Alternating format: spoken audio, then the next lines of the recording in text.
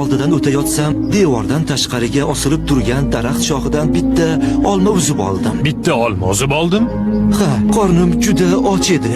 Yonimda hech narsam ham yo'q edi. Xo'sh, oldimga nega kelding? Aybimni tan olib, sizdan kechirim so'rash uchun keldim. Gunohimni kechiring. Bo'lmasa, Allohning oldidan nima deyman? Hamma narsaga roziman. Kechirsangiz bo'ldi dedingmi? Shunday deding-a? Ha, nima desangiz ham mayli. Meni yolg'iz qizim bor. O'sha qizimga uylanasan. Qizimga uylanasanmi, yo'qmi? Yo qiyomat kuni Allohning oldiga mana shu gunoh bilan borasanmi?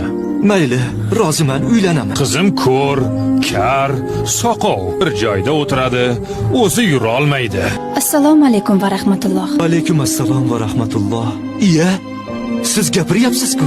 Nega buncha hayron bo'lyapsiz? Otangiz menga sizni ko'zi ojiz degan edi. Bu faqat halolga qaraydi deganlari.